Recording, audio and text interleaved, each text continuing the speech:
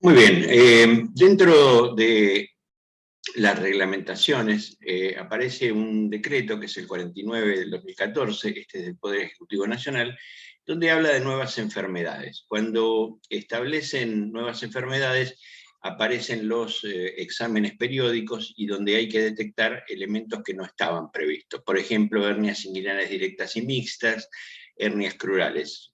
Suelen darse en actividades laborales que pueden generar exposición, tales como tareas cuyo desarrollo habitual se requiera carga física, carga dinámica o estática con aumento de presión intraabdominal al levantar, trasladar, mover o empujar objetos pesados.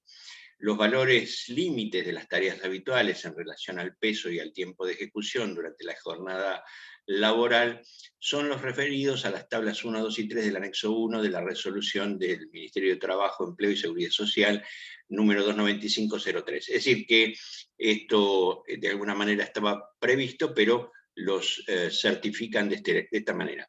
Lo que se pueden producir en tareas de movimientos de carga, cuando hablamos de hernias generadas por esfuerzo al levantar, mover, empujar o tirar de cargas. Estamos hablando de cargas donde movemos elementos como pueden ser bolsas, donde su peso hoy está más reglamentado, pero que antiguamente pesaban unos 40 o 50 kilos, o cargas importantes donde nosotros tiramos de un carrito que está cargado de elementos que puede pesar 400 kilos. Es decir, ¿qué puede aparecer en este caso? Lo que se llaman hernias femorales, hernias crurales o hernias inguinales. Esto a tenerlo en cuenta porque en los exámenes periódicos se van a revisar si aparecen este tipo de hernias.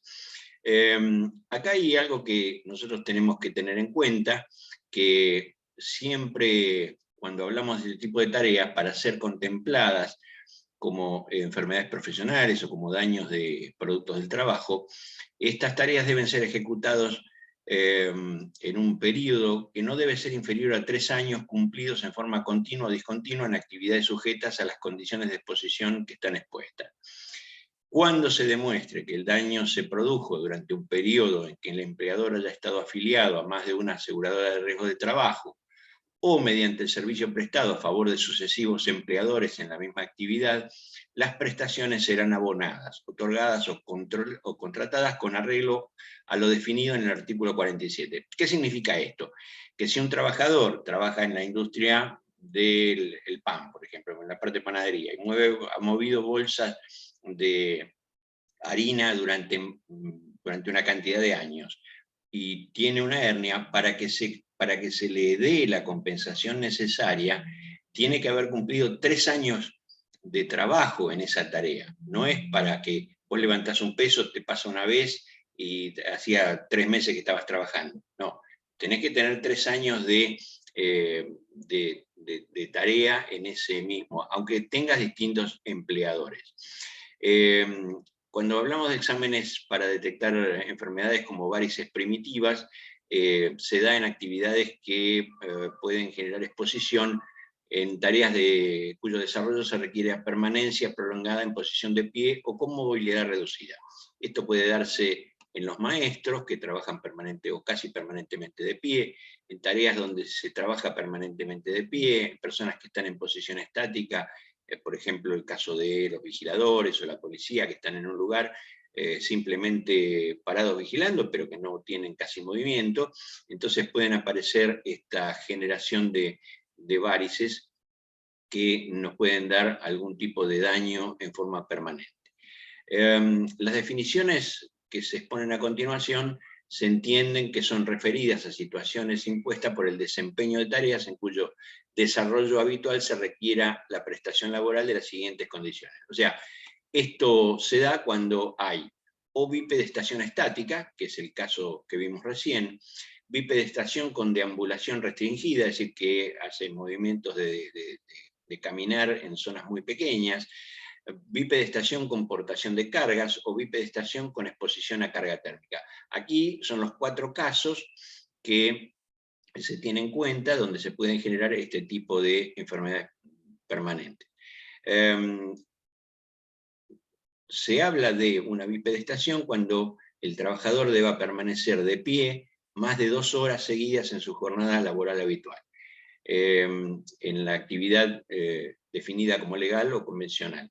Es decir, que no es para cualquiera, sino que personas que trabajan permanentemente de pie. Eso se da en el caso de, por ejemplo, personas que hacen movimiento de bipedestación, están parados en forma permanente, y en este caso con portación de cargas. Personas que llevan bultos, los taraferos que llevan cargas cuando se hace la cosecha de la yerba mate o del té o algún tipo de carga de ese tipo, aquellas personas que trabajan en la cosecha de frutas, donde la carga es permanente y la bipedestación es permanente, porque no hay otra forma de hacerla. Entonces hay que o limitar la cantidad de carga o establecer algún proceso de descansos y de referencias. Hay casos como los que mueven bidones, por ejemplo. Bueno, hay un montón de ejemplos que nosotros podríamos contemplar, pero sepan que estas personas van a estar sometidas a ese tipo de análisis. Recordemos siempre, y vuelvo sobre el punto, que para ser contemplados o ser tenidos en cuenta como un daño permanente, las tareas descritas, es decir, la bipedestación, deben ser ejecutados en un periodo no inferior a 3 años cumplido en forma continua o discontinua mediante el desempeño en jornada habitual. Esto es importante tenerlo en cuenta porque no es que alguien vino con varices preexistentes y entró a la empresa. Cuando se produce eso, tenemos que tener en cuenta dónde lo vamos a poner a trabajar para que no se agrave la situación. Normalmente en el preocupacional que se hace en cualquier empleo puede aparecer esto, es decir, que la persona tenga varices, pero puede ser por un problema de sobrepeso, puede ser por un montón de razones que por ahí no forman parte de la tarea que va a ejecutar. Otro tipo de exámenes periódicos trata de detectar lo que pueden ser hernias discales o hernias lumbosacras con o sin compromiso radicular que afecta un solo segmento. Esto se puede producir en tareas que requieren movimientos repetitivos, posiciones forzadas, o utiliza la columna vertebral en el desarrollo de tareas que requieren levantar, trasladar, mover o empujar objetos pesados. La Superintendencia de Riesgos de Trabajo dictaría las normas complementarias tendientes a definir los valores límites en las tareas habituales en relación al peso y al tiempo de ejecución para aquellos movimientos, estamos hablando de traslado, empuje o arrastre de objetos pesados, no contemplado en la resolución. O sea que si por alguna razón no está contemplado, la Superintendencia es la que establecería las normas complementarias. En la resolución 886, con los nuevos protocolos que permiten medir esas tareas, nosotros podemos determinar cuáles son los pesos que se mueven, es decir, todo lo que hace a la reglamentación o al análisis de estas tareas. Hay una resolución que es la 3345 del año 2015 que establece los límites máximos de carga manual. En general lo que se hace ahí es ir por los 25 kilos, que es el peso máximo, y eso indica cuando hay que mover cajas o garrafas o bolsas o elementos que no son de uso frecuente. En la resolución 886, que da lugar para todo un video y que vamos a ver o hemos visto en otro momento, está establecido los factores de riesgo ergonómico, como puede ser el levantamiento y descenso de pesos, el estrés de contacto, los movimientos repetitivos, el transporte de cargas, las posturas forzadas, tareas de bipedestación, confort térmico, empuje y arrastre de cargas, vibración. Es decir, aquí es donde se mide con esta reglamentación y se establece cuál es el tipo de problema que nosotros podríamos tener.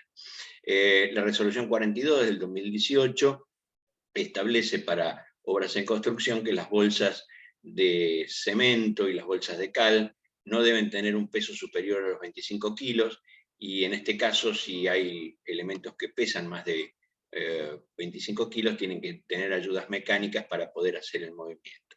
Son todas condiciones reglamentarias. En algún caso se establece como elementos de parámetros, digamos así, que permiten establecer las tareas. En la resolución 13 del 2020 se establece algo importante para la industria cárnica especialmente, donde toda manipulación, transporte, distribución, carga o descarga de productos cárnicos, y ahora vamos a ver la ampliación, cuyo peso sea superior a los 25 kilos, que se realicen trabajadores y lleven a cabo las empresas, establecimientos dedicados a la faena de, y aquí entra todo, ganado bovino, ovino, porcino, equino, caprino, animales de caza mayor o menor, industrialización de los mismos, o la cadena de transporte y distribución mayorista o minorista, se deberá realizar con la asistencia de medios mecánicos adecuados. Es decir, lo que nosotros alguna vez vimos en la descarga de la media red, por ejemplo, que hacen los distribuidores a las carnicerías, hoy queda prohibido que tenga más de 25 kilos. En ese caso, cuando se da una situación de este tipo, están reglamentadas como prohibidas por la reglamentación y tienen que suministrarle algún elemento que ayude, algún elemento mecánico como una carretilla de la forma y el tamaño que sea necesario para evitar que esto se haga a hombro. Es decir, una carga de una media red puede pesar 100 kilos o más, en algunos casos 70, 100, dependerá del tamaño del animal, pero esto cuando se hacía o se hace de alguna manera a hombro, lo que está produciendo es un daño permanente sobre la columna. Es decir, esto, una persona que tiene una tarea de este tipo termina con problemas de daños discales y de un daño permanente en la columna. Entonces está prohibido que tengan peso máximo, un peso mayor a 25 kilos, por lo tanto deberán tener alguna ayuda mecánica. Esta reglamentación es nueva, es del 2020, y hacía muchos años que estaba dando vueltas, pero que no salía. Muy bien, con esto hemos visto simplemente un repaso de aquellas reglamentaciones. Esto está actualizado al 2020, puede ser que aparezcan en lo sucesivo otras reglamentaciones que amplíen otros aspectos de los temas ergonómicos, pero está bueno que uno tenga un panorama de cuáles son los problemas con que se puede encontrar, cuáles son las soluciones, cuáles son los exámenes que hay que realizar, cuáles son los límites de carga máximo, cuáles son las formas de hacer el movimiento manual de carga, y es muy importante que teniendo las reglamentaciones, o por lo menos los números de las reglamentaciones que están explicados en una síntesis muy chiquitita, uno pueda leerlos, para saber exactamente cuál es el contenido. Recordemos siempre que en esas reglamentaciones hay una serie de artículos que son de forma, que es el basamento, que es por qué se hace, cómo se hace, y después hay 3 o 4 artículos que definen la reglamentación, que hay que tenerlos en cuenta y leerlos para que todo funcione bien. Bueno, con esto hemos terminado la parte legal, así que muchísimas gracias. Y acá terminamos. Buenas tardes.